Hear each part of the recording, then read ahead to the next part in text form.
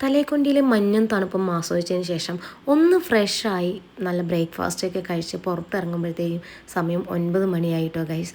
അങ്ങനെ നമ്മൾ ആദ്യം ചൂസ് ചെയ്തത് നമ്മൾ ബോട്ടിംഗ് സെക്ഷനിലേക്ക് പോകാമെന്നായിരുന്നു. അവിടെ പോകുമ്പോഴത്തേക്കും നല്ല തിരക്ക്, ഈ ഒരു വെക്കേഷൻ ടൈം ആയതുകൊണ്ട് തന്നെ അത്യാവശ്യം നല്ല തിരക്കും പോകുന്ന വഴിയെല്ലാം നല്ല ബ്ലോക്കും ഉണ്ടായിരുന്നു. അങ്ങനെ ടിക്കറ്റൊക്കെ എടുത്ത് നമ്മൾ നേരെ ബോട്ടിലേക്ക് കയറി.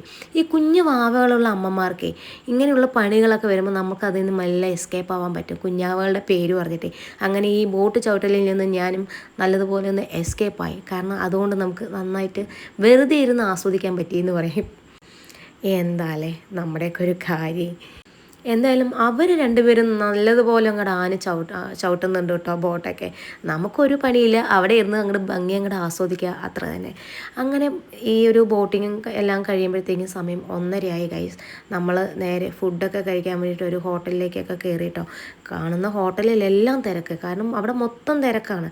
ഞങ്ങൾ രാവിലെ പോകുമ്പോൾ തന്നെ കുറച്ച് പേര് പറയുന്നുണ്ടായിരുന്നു ഞങ്ങൾ റൂം കിട്ടാതെ വണ്ടിയിൽ തന്നെ കിടന്നു എന്ന്. അങ്ങനെ അത്രയും എല്ലാവിടെയും ഹൗസ്ഫുള്ളാണ്. ഈ ഒരു മഞ്ഞിൻ്റെ കാര്യം കൂടി ഉള്ളതുകൊണ്ട് എല്ലാവരും ഊട്ടിയിലേക്ക് പാഞ്ഞെത്തുകയാണ് കേട്ടോ.